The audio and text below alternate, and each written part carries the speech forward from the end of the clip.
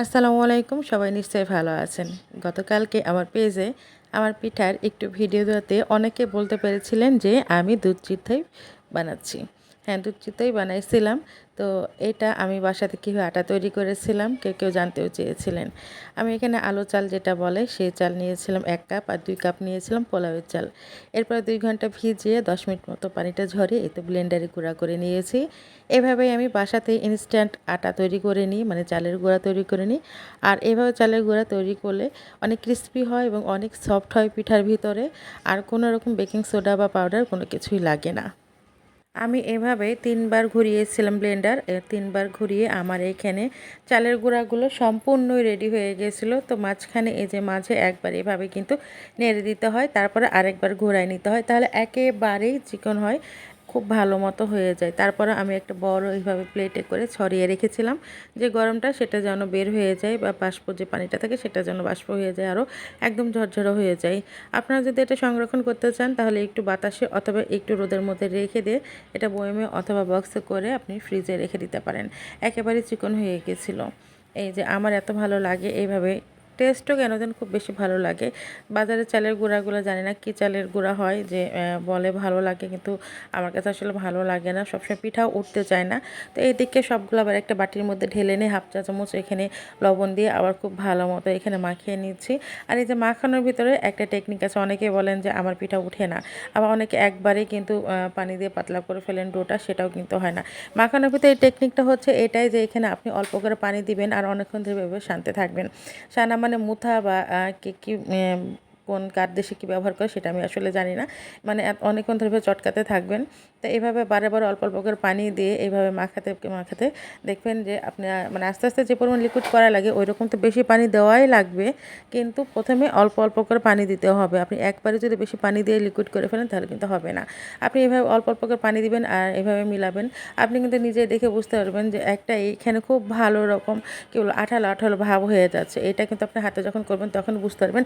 আর এইদিকে কিন্তু আমার ডোটা রেডি হয়ে গেলো। এটা এখন আমি ঢেকে রেখে দেবো। এটা মিনিমাম আপনি 10 থেকে 15 মিনিট এভাবে ঢেকে রেখে দেবেন, তাহলে পিঠা আরও বেশি ভালো হবে।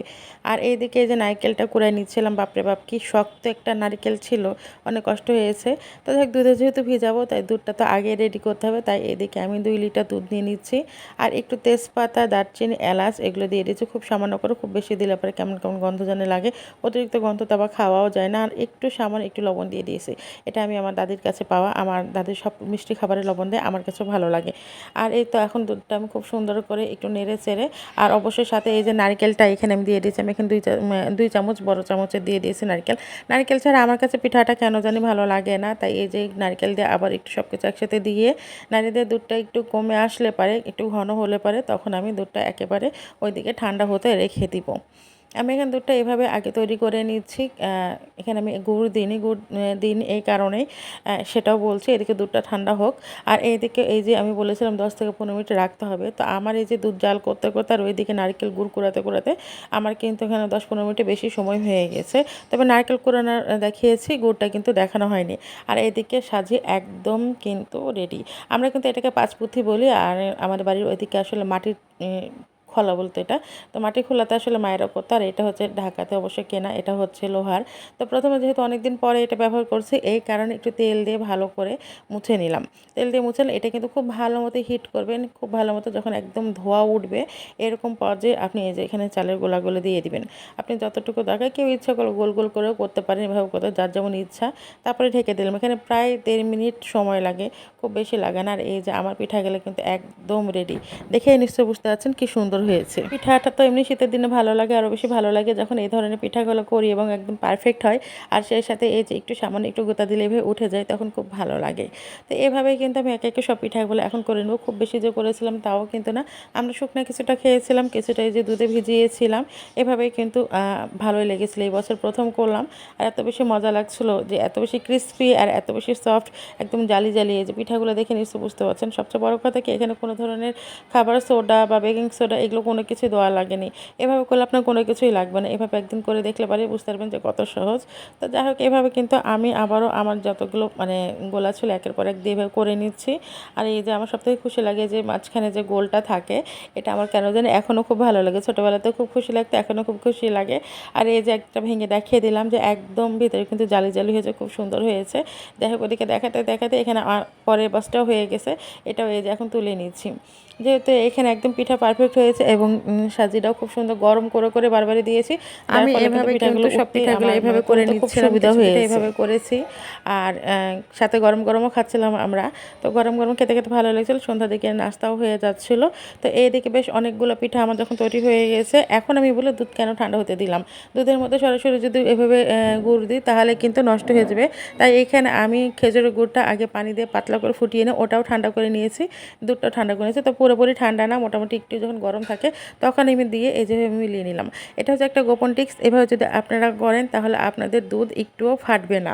অনেক সময় দেখা যায় যে গুড় দেওয়ার সাথে সাথেই দুধ ফেটে যায়, তখন কিন্তু পিঠাটা খেতেও মজা লাগে না। এই কারণে আমি সবসময় এভাবে করে থাকি। এভাবে করবেন, কখনোই আপনার দুধ ফাটবে না।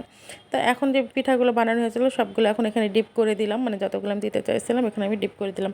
এরপরে সুভার একটু আবদার থাকলো যে মা প্রথমে বসে একটা ছিটা বানাইছিলাম, ওটা দেখানো হয়নি। তো মা একটু ছিটা পিঠা ভেবে আমাকে বানিয়ে দাও।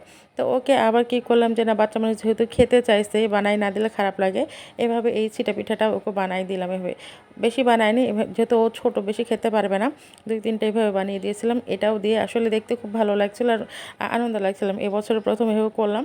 তো এভাবে ওকে 2টা বানিয়ে দিয়ে একটু গোশ ছিল সেটা দিয়ে বললাম যে না ও খেয়ে নিক, ও যেহেতু এটা পছন্দ করে। ওটা যে কোনো পিঠাতে একটু গোশের ঝোল দিয়ে, বিশেষ করে এই পিঠাটা তো সবসময় হাঁসের গোশ দিয়ে ভালো লাগে, কিন্তু আমার কাছে হাঁসের গোশ ছিল না, গরুর গোশ ছিল, সেটা ওকে দিলাম। তো ও তো খুব খুশি হয়ে গেছে যে মায়ের কাছে গিয়েছিলো, মা দিয়েছিলো। আর এইদিকে বরের আবদার ছিল যে না একটু বড় বড় করে এইভাবে, যেটা চিতই পিঠার মানে অথেন্টিক একটা লুক, এটা করতে। তো এটাও করে দিয়েছিলাম। এই যে দেখলেন এটাও কি সুন্দর ফুলেছে এবং সাথে হচ্ছে খুব সুন্দরভাবে উঠে গেল। তো সেই সাথে আমি একটু এখানে ধনিয়া পাতা চাটনি করেছিলাম। হ্যাঁ, সবাইকে থ্যাংক ইউ যে আপনারা এটাও বলতে পেরেছিলেন কালকে যে এটা ধনিয়া পাতার চাটনি ছিল। সবাইকে আবারও ধন্যবাদ জানাচ্ছি। আর আবারও বলবো যে আমার যদি ভিডিওটা ভালো লাগে অবশ্যই লাইক কমেন্ট শেয়ার করবেন। আরও কী কী ভিডিওতে উন্নতি করতে হবে সেগুলো পরামর্শ দেবেন। ধন্যবাদ। আসসালামু আলাইকুম। আল্লাহ হাফেজ।